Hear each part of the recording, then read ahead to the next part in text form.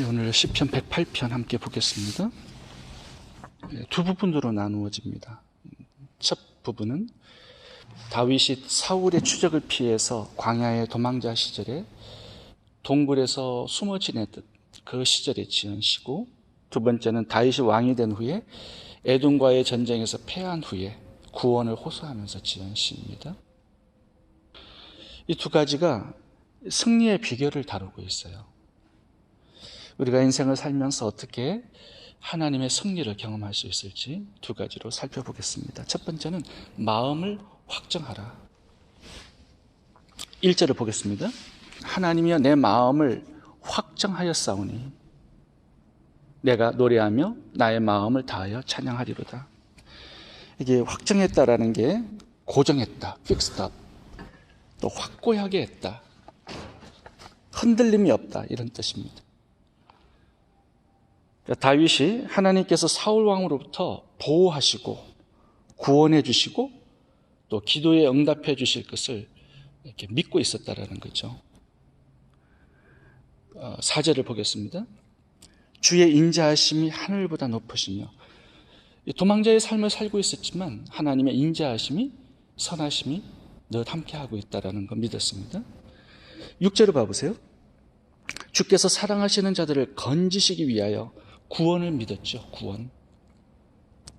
또 우리에게 응답하사 오른손으로 구원하소서. 다윗의 기도를 응답하실 것을 믿었어요. 참 여러 가지를 믿고 있습니다. 이 마음이 하나님을 향하여서 확정되었다라는 거예요. 그래서 찬양과 감사와 노래가 나오게 되었다라는 것이 이 첫 파트의 되게 중요한 부분입니다. 마음의 확정. 지금 다윗의 상황은 상당히 어두운 상황이에요. 죽음이 바로 앞에 있고 이 암살단 3,000명이 지금 다윗을 뒤쫓고 있어요. 그런데 마음이 확정되었다라는 거예요. 하나님의 선하심과 인자하심이 나를 쫓고 있다. 확정된 거죠, 마음이.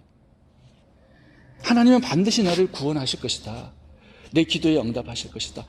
확정되었어요, 마음이. 그러니까 중요한 것은 내 마음이 흔들리지 않고 믿고 확정되었다면 고난과 역경이 별로 문제가 되지 않는다라는 것입니다. 내 마음을 흔들 수가 없다라는 거예요. 늘 찬양과 감사가 흘러 나오게 되었다. 이 얘기를 하고 있는 것입니다. 바울과 실라를 봐보시면 감옥에 들어갔지만, 착고에 갇혔지만 하나님의 선하심을 믿죠. 하나님의 사랑에서 흔들리지 않아요? 그러니까 어떻게 되죠?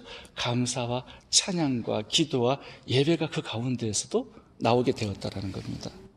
사드락 메삭 아벳느고는 어때요? 풀무풀 앞에서도 흔들리지 않아요. 왜? 마음이 확정되었기 때문에 하나님을 향하여서. 그러니까 죽음의 자리도 들어가요. 하나님을 배반하지 않죠.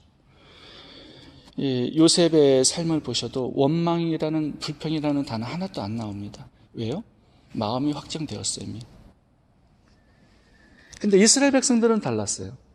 출애굽해서 불기둥과 구름기둥이 인도를 하고 있음에도 불구하고, 만나가 내리고 있음에도 불구하고 마음이 확정되지 않았어요.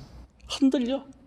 고난이 조금 오고 불편한 생활이 오면, 양식이 조금 떨어지고 물이 없으면 금방 마음이 흔들리니까 상황도 흔들리고 원망, 불평이 막 쏟아져 나오는 거죠.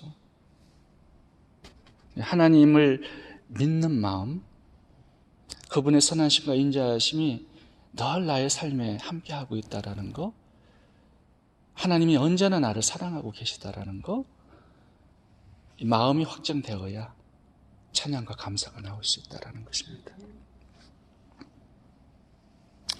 자, 이렇게 마음이 확정되었어요. 상황이 달라지나요? 아니요. 상황은 똑같아요. 마음이 확정되어도. 내 마음이 달라진 것뿐이에요. 여전히 사울은 추적하고 있고 3,000명의 암살단을 쫓고 있어요. 미래는 어둡고 동서남북이 꽉 막힌 상태라고요. 양식은 없고 살 길이 막막해요. 근데 다윗의 마음만은 밝아요. 미래의 소망으로 가득해요. 새벽을 깨우겠대요. 하나님의 주실 새로운 미래가 지금 바로 앞에 있다. 당당하게 지금 찬양하고 있다라는 거죠. 무슨 얘기를 하고자 하냐면 상황이 내 운명을 바꾸는 게 아니에요. 내 마음이 상황과 나의 운명을 바꾸어 나간다는 겁니다. 그래서 3절 보겠습니다.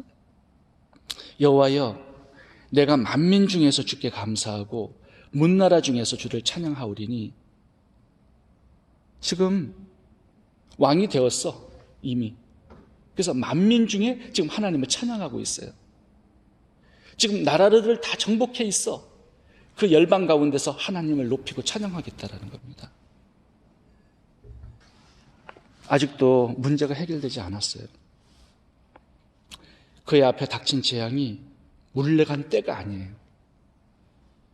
여전히 도망자의 삶 속에, 동굴 속에 숨어 살았던 그때에 지금 이런 찬양을 부르고 있어요.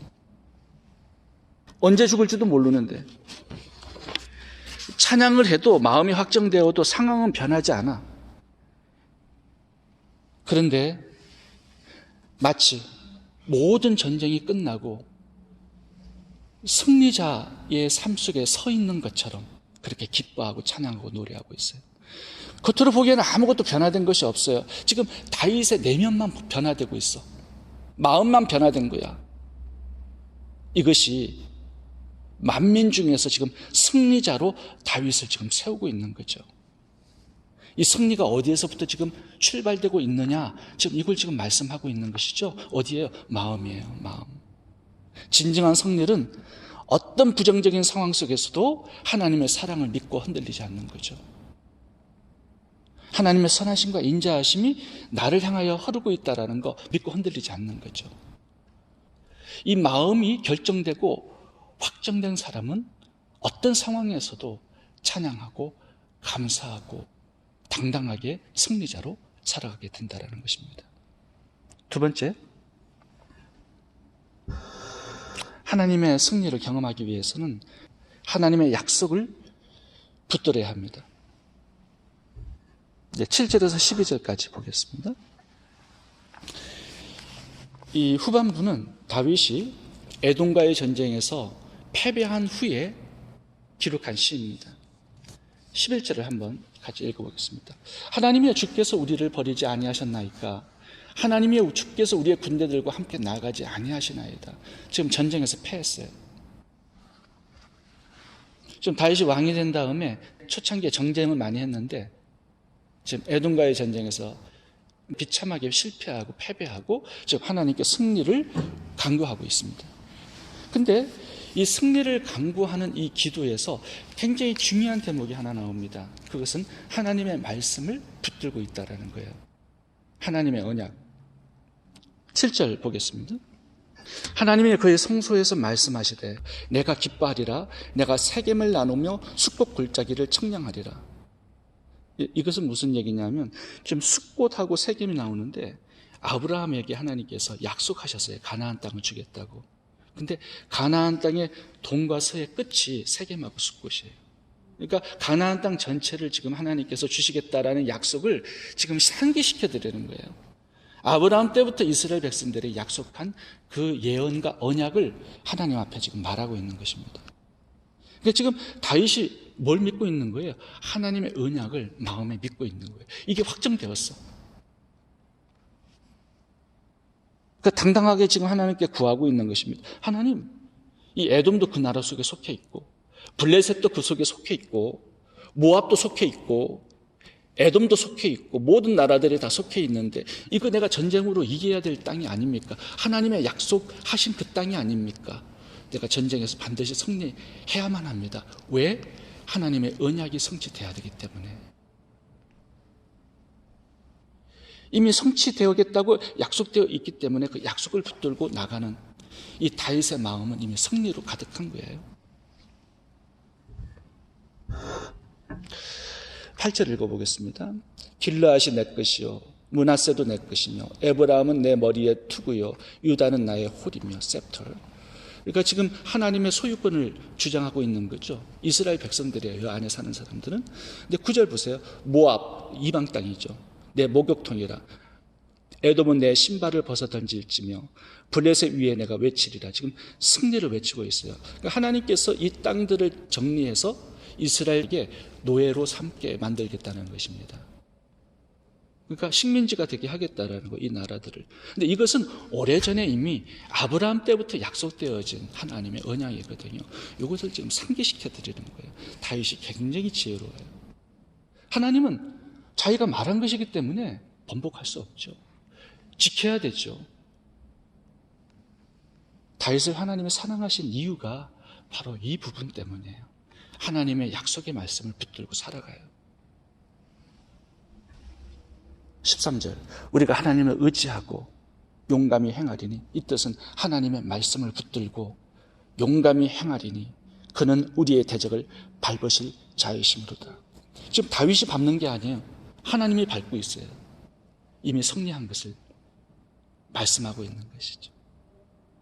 왜요? 하나님의 언약의 말씀이 이미 있기 때문에 그렇다라는 거죠.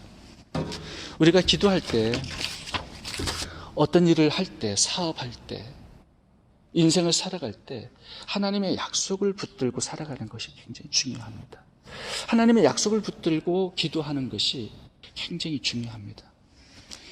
이걸 놓치게 되면 신앙은 미신적인 신앙이 될 수밖에 없어요. 나의 뜻을 이루고자 하는 신앙생활이 될 수밖에 없어요. 그것은 하나님이 책임져 주지 않습니다.